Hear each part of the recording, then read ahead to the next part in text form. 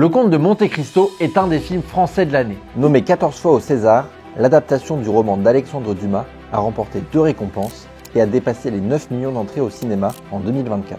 En parallèle d'un succès critique et d'une réédition du roman, vendu à plus de 180 000 exemplaires cette année.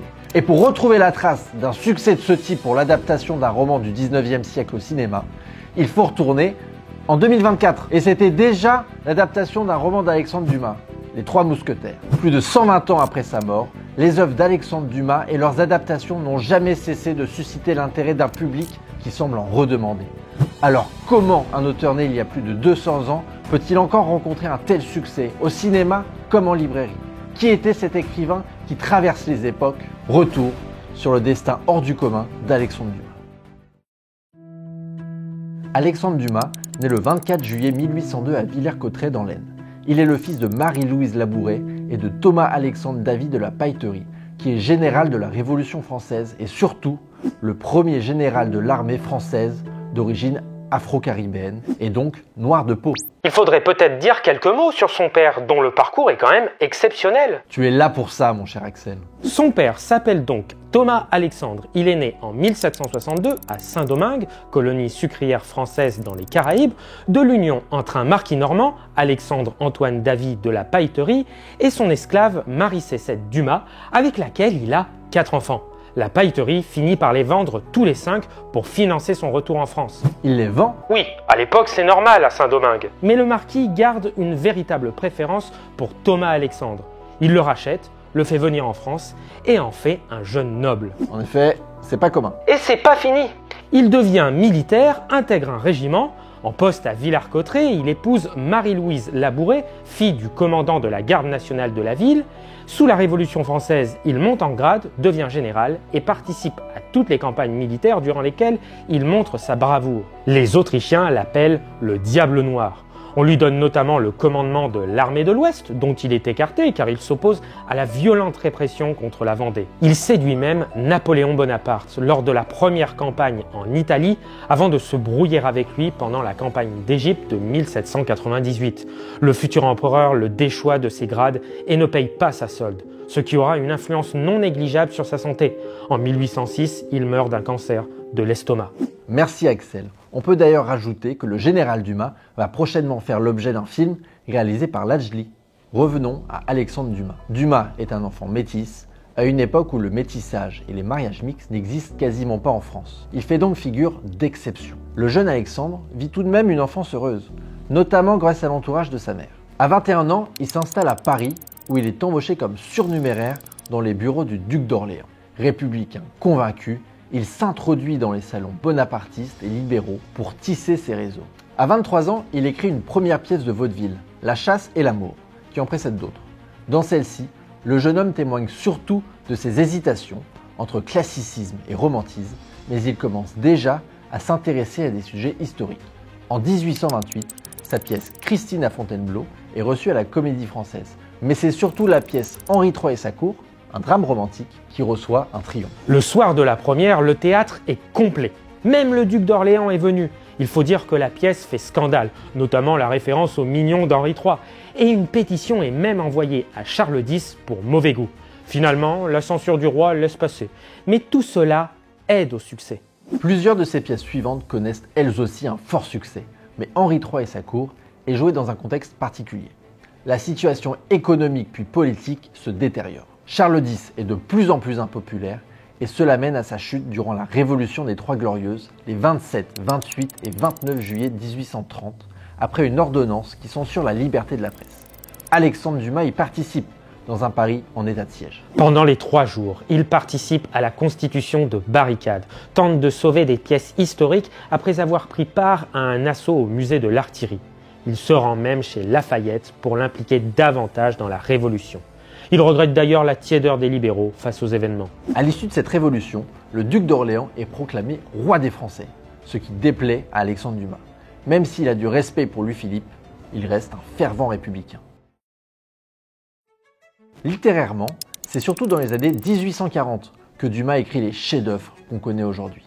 Il est alors critique dramatique pour la presse et s'essaie depuis quelques années au roman grâce à un nouveau type de journal qui connaît un fort succès en France, le roman feuilleton. Le concept est simple, un roman est incorporé chapitre après chapitre dans chaque numéro d'un quotidien. Un concept qui peut paraître tordu, mais qui est bougrement intelligent. En effet, il permet au journal de fidéliser ses lecteurs qui, si l'actualité est moins forte, achètent tout de même le journal pour avoir la suite du roman. Oui, un concept qui a disparu aujourd'hui, mais qu'on retrouve toujours dans les shonen japonais, où des mangas paraissent toutes les semaines, chapitre après chapitre. Clin d'œil de l'histoire, les Trois Mousquetaires ont plusieurs fois été adaptés en manga. Homme de son temps, Dumas s'essaye à ses romans feuilletons. D'abord pour le journal La Presse. Il écrit « Règne de Philippe VI de France et d'Édouard III d'Angleterre ». C'est une réussite, mais ce n'est rien par rapport à ce qu'il attend. Pour le journal Le Siècle, Dumas écrit Les Trois Mousquetaires et le succès est foudroyant. Les ventes du siècle décollent. Dumas fait alors du roman historique son genre de prédilection. Il y mêle des représentations fidèles de véritables personnages historiques aux protagonistes tout droit sortis de son imagination. Ainsi, les lecteurs se délectent de l'animosité entre les mousquetaires du roi et le cardinal de Richelieu. D'ailleurs, pour décrire ce genre, Alexandre Dumas a cette phrase savoureuse. Qu'est-ce que l'histoire ? Un clou auquel j'attache mes romans. C'est beau. Les journaux concurrents veulent aussi leur feuilleton roman de Dumas. L'auteur se fait payer à la ligne et devient un bourreau de travail au rythme acharné où il se plonge dans les sources et les écrits des mémorialistes de l'époque qu'il compte. Il écrit environ 500 lignes par jour. Il est aussi coutumier des prête-plumes qui l'aident à tenir le rythme de l'écriture de plusieurs romans en même temps. C'est ainsi que sortent de terre les Trois Mousquetaires donc, mais aussi le Comte de Monte Cristo, 20 ans après, le Vicomte de Bragelonne, la Reine Margot ou encore la Dame de Montsoreau. En fait, Dumas a un objectif avec le roman historique. Rendre accessible et pédagogique l'histoire de France. Son ambition est que les Français aient une conscience nationale et citoyenne. Dumas fait bien sûr des anachronismes, mais dans un but de prise de conscience nationale. D'ailleurs, il résume ça par une autre phrase que tu vas aussi aimer. L'amusement n'était qu'un masque à l'instruction. Remarquable. En 1844, son roman Gabriel Lambert conte l'histoire d'un paysan qui tente de sortir de sa condition par des moyens malhonnêtes et une grande bassesse morale avant d'être condamné aux galères. Une vision encore plus fouillée avec le Comte de Monte Cristo. D'ailleurs, pour certains, comme Isabelle Safa, qui a consacré une biographie à Alexandre Dumas, il n'est pas farfelu de voir dans le Comte de Monte Cristo une référence à une autre personne. Alors là, je cherche, mais je ne vois pas laquelle. Un personnage principal, Edmond Dantès, injustement emprisonné, un déni de reconnaissance envers cette même personne. Ça ne te fait penser à personne ? Le père de Dumas. Bingo ! Auteur à la productivité rarement égalée, Alexandre Dumas laisse derrière lui un héritage dantesque. Ses grands romans font régulièrement l'objet de nouvelles éditions. Le Comte de Monte Cristo cette année, on l'a dit, Les Trois Mousquetaires en 2022 et 2023, en moyenne, Dumas vend plus de 200 000 livres chaque année. Effet exceptionnel pour un auteur français, ses œuvres parviennent à s'exporter à l'international. Avec plus de 2540 traductions, Dumas est le 13e auteur le plus traduit au monde. Parmi les écrivains français, seul Jules Verne fait mieux. Et on l'a vu, au-delà des traductions, de nombreuses adaptations sur petit et grand écran. On dépasse les 81 adaptations de 1913 à nos jours. En France, c'est simple, les plus grands acteurs ont tous joué des personnages de Dumas. C'est dans La Reine Margot qu'Isabelle Adjani a décroché son rôle le plus marquant, qui la consacre meilleure actrice lors des Césars en 1995. Dans ce film, elle partage l'affiche avec Daniel Auteuil ou encore Vincent Pérez. Pierre Ninet a lui conquis la France en Edmond Dantès. Beau, c'est beau tout ça. Vincent Cassel, François Civil, Romain Duris et Pio Marmaille sont tous des acteurs de premier plan et jouent les mousquetaires dans la dernière adaptation en date du roman de Dumas, face à une Milady jouée par Eva Green, une des rares actrices françaises à l'envergure internationale. Si on remonte plus loin dans le temps, citons Catherine Deneuve dans D'Artagnan, Laetitia Casta dans San Felice, Alain Delon dans La Tulipe Noire, Emmanuel Béard ou Vincent Elbaz. Catherine Deneuve qui joue dans une version américaine des mousquetaires, où D'Artagnan est incarné par Justin Chambers, plus connu pour son rôle dans Grey's Anatomy. Les Américains adorent adapter Dumas, et chez eux aussi les plus grands y sont passés. Leonardo DiCaprio, Tim Roth, Kiefer Sutherland, Guy Pearce, Orlando Bloom, Mila Jovovich ou encore Henry Cavill. Le dernier remake américain des Trois Mousquetaires au cinéma date de 2011. Et la série la plus récente, The Musketeers, produite par la BBC, date de 2014. Mais cette passion américaine pour Dumas n'est pas récente. Dès 1922, on retrouve une adaptation américaine du Comte de Monte Cristo à Hollywood. Les stars se bousculent pour jouer Dumas, aussi pour cette raison. Ils ont grandi avec ses héros et ses romans en tête. Certains jouent même plusieurs personnages dans plusieurs films, à l'image de Gérard Depardieu qui a joué le comte de Monte Cristo, mais aussi D'Artagnan dans Blanche, Porthos dans L'homme au masque de fer et Mazarin dans La femme mousquetaire. En 2010, il interprète même Alexandre Dumas dans le film L'autre Dumas. Les romans de Dumas sont tellement ancrés dans l'imaginaire français que des œuvres originales sont créées à l'intérieur de l'univers de Dumas. Ainsi, on peut citer le dessin animé pour enfants Albert le 5e mousquetaire, diffusé des années 90 jusque dans les années 2000. Dans un registre différent, en 2025, le film Toutes pour une propose une version alternative des Trois Mousquetaires. Le projet est original, mais sa réalisation ne convainc ni les critiques ni le public. Avec 12 000 entrées pour un budget estimé à 10 millions d'euros, c'est une catastrophe industrielle. Preuve qu'adapter Dumas n'est pas une garantie de succès. Alors je t'arrête. Des mousquetaires en femmes, ce n'est pas hyper original. Comment ça?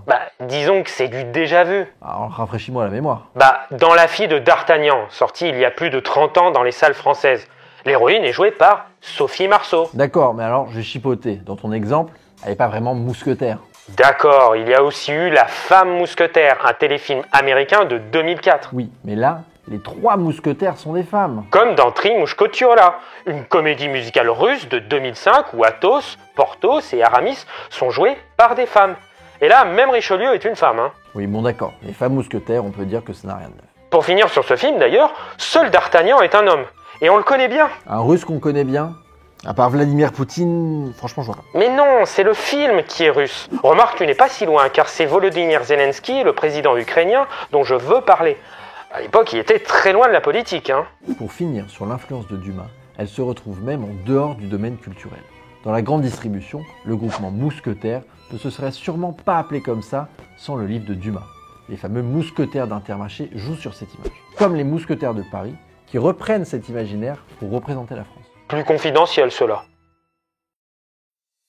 Revenons à notre écrivain. Alexandre Dumas fait partie des romanciers qui connaissent le succès de leur vivant. Il monnaie ses talents au prix fort. Pour autant, il reste toute sa vie dans une situation financière instable. La raison est simple, Dumas est un incorrigible flambeur. L'argent lui brûle les doigts. Plus il en a, plus il en dépense. Symbole de son train de vie, le château de Monte Cristo.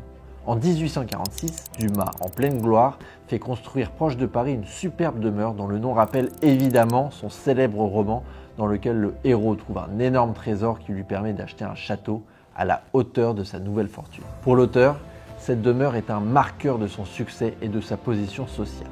Inaugurée en 1847, Dumas n'y réside pas longtemps. Ruiné par la Révolution de 1848 qui voit les romans feuilletons et l'activité des théâtres s'arrêter plusieurs mois. Par exemple, son théâtre historique qu'il avait créé sans dette. Le 10 février 1848, alors que son ex-femme lui demande une pension, un tribunal ordonne à Dumas de vendre le château de Monte Cristo. Il parvient cependant à faire en sorte que le château soit acheté par un proche, qui accepte que Dumas continue d'y vivre. Ses problèmes d'argent continuent et en 1851, il doit quitter Paris pour s'exiler à Bruxelles, accablé par les dettes. C'est simple, il a presque toujours été en galère financière. À Bruxelles, il voit Hugo et les autres exilés politiques et les accueille souvent chez lui, ce qui fait oublier que son exil a des raisons moins nobles. Il fonde aussi Le Mousquetaire, un journal d'actualité littéraire qui lui permet de s'opposer au Second Empire de manière détournée, sans l'attaquer de front, même si ses mémoires sont censurées en France. De retour à Paris en 1853, il continue d'écrire. Alexandre Dumas est alors un quinquagénaire.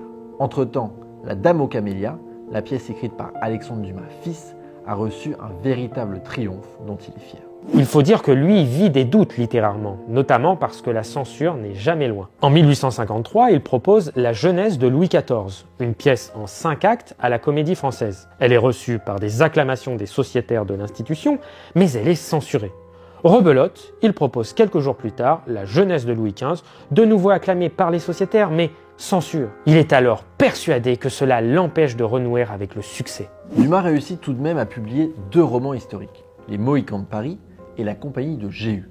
Mais Dumas tombe dans une profonde mélancolie lorsque meurent plusieurs de ses amis et les écrivains de la génération romantique des années 1830. Gérard de Nerval, Eugène Sue, Alfred de Musset, Delphine Gay et bien d'autres. Dans le même temps, sa fille part vivre en province. Son fils est lui accaparé par ses succès littéraires. Alors Dumas voyage, en Russie et dans le Caucase notamment, mais surtout en Italie à partir de 1860, où il rencontre Garibaldi qu'il admire tant depuis des années. Garibaldi, c'est l'homme du siècle en Italie. Alors Axel, c'est dans ces moments-là que j'ai besoin de toi. Rappelle-nous qui et Garibaldi. Je n'attendais que ça. Il est une figure centrale du Risorgimento, c'est-à-dire l'unification de l'Italie au XIXe siècle. Celui-ci mène des campagnes militaires dans ce but entre 1848 et 1860. Et lorsqu'il rencontre Dumas en 1860, il se prépare à lancer l'expédition des Mille en Sicile, gouvernée par les Bourbons avec plus de 1100 soldats. Et cela avec l'aide et l'accord de Victor Emmanuel II, qui deviendra le souverain du pays unifié. Garibaldi a d'ailleurs une station de métro à son nom dans Paris. Comme Alexandre Dumas. En fait, Dumas rencontre Garibaldi par hasard. Celui-ci aimerait que Dumas rédige ses mémoires pour médiatiser son futur combat qu'il s'apprête à mener, ce que l'écrivain accepte. Lorsqu'il apprend l'existence de l'expédition des Mille, Dumas part très vite en Sicile, où il s'improvise reporter de guerre. Ces récits où il rencontre, non sans propagande, de l'avancée des Garibaldiens, sont publiés dans des journaux italiens. Mais Dumas ne veut pas en rester là. Il veut prendre part à l'histoire en marche. Ça reste un romantique. Il va donc jusqu'à acheter des armes et les fournir à Garibaldi. Pour ce soutien, le général italien le nomme directeur honoraire des fouilles et des musées de Naples, ce qui lui permet de fouiller Pompéi pendant 3 ans. Les dernières années de sa vie, sa santé se dégrade. Il grossit, s'endort partout où il va et ses mains sont souvent prises de tremblements. Dans le même temps, il est de moins en moins en vogue dans les salons littéraires parisiens. À l'été 1870, la guerre entre la France et la Prusse est déclarée. Le lendemain de la capitulation de Napoléon III le 4 septembre à Sedan, il quitte Paris pour se rendre chez son fils à Dieppe, sa fille ayant peur que l'invasion prussienne mette encore plus à mal sa santé. Le 5 décembre 1870, il décède entouré des siens, au moment même où les Prussiens entrent à Dieppe. Mais en France, sa mort passe complètement inaperçue dans le contexte de la guerre. Le journal local La Vigie de Dieppe ne consacre que 3 lignes à son décès. Alexandre Dumas fait face à l'intolérance et au racisme toute sa vie à cause de son métissage. La violence des attaques racistes subies par l'écrivain est parfaitement illustrée par les propos d'Eugène de Mirecourt. « Grattez l'œuvre de M. Dumas et vous trouverez le sauvage. Il déjeune en tirant de la cendre du foyer des pommes de terre brûlantes qu'il dévore sans ôter la pelure. Il embauche des transfuges de l'intelligence, des traducteurs à gages qui se ravalent à la condition de travaillant sous le fouet d'un mulâtre. » En une seule attaque, tout y est. Sa couleur de peau suffit à le traiter de sauvage aux mœurs choquantes. La fin de l'attaque, quant à elle, mélange des allusions à l'esclavage, en mentionnant le fouet, et le jeu de mots sur les auteurs de l'ombre appelés que Dumas utiliserait. Mirecourt veut aussi humilier les collaborateurs de Dumas en semblant leur rappeler qu'en tant que blanc, ils ne devraient pas s'abaisser à travailler pour un homme qui ne l'est pas. Pour des attaques racistes de ce genre, Mirecourt est condamné à 15 jours de prison suite à une plainte d'Alexandre Dumas. Il faut peut-être expliquer le terme mulâtre qui est tombé dans l'oubli. Oui, j'ai dit tout à l'heure que Dumas était un homme métis. À son époque, c'est le mot mulâtre qui était employé.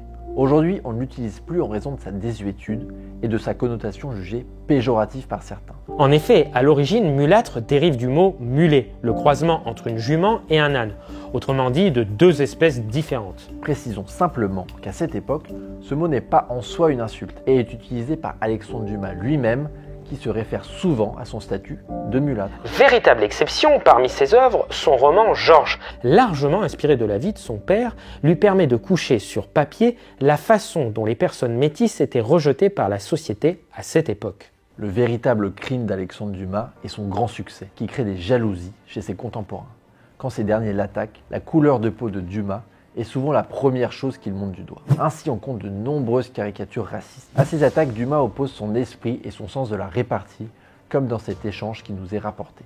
Ainsi, lors d'une discussion animée à propos de la récente théorie de l'évolution de Charles Darwin que Dumas défendait, un contradicteur lui dit « Au fait, cher maître, vous devez bien vous y connaître en mais très certainement, mon père était un mulâtre, mon grand-père était un et mon arrière-grand-père était un singe. Vous voyez, monsieur, ma famille commence où la vôtre finit. » Mais cela n'a pas empêché Dumas de s'intégrer rapidement dans les salons parisiens. Ami de Victor Hugo, de George Sand, de Delacroix, il croise souvent Balzac dans ces salons où l'un comme l'autre remporte un franc succès auprès de la gente féminine. Dumas était un homme d'esprit et brillait en société.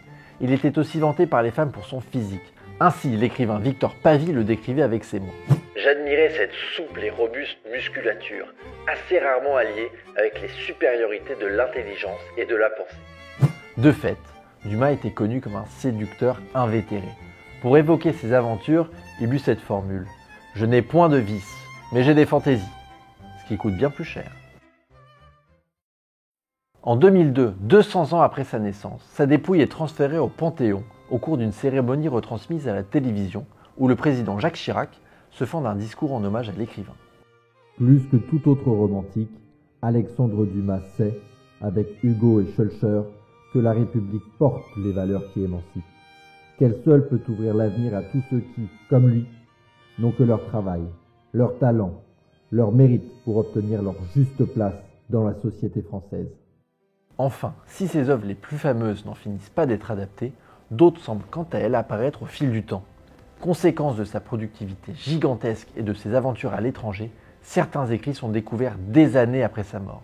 Encore il y a quelques mois, en 2024, les éditions du Chêne ont publié l'intégrale de son guide du musée des Offices à Florence. On n'a donc pas fini de lire du Dumas. Nous espérons que cette vidéo vous a plu. Si c'est le cas, n'hésitez pas à vous abonner, à activer la cloche pour ne pas rater nos prochains numéros, ainsi que nos reportages et nos autres formats. Enfin, vous trouverez toutes nos sources dans la description de cette vidéo.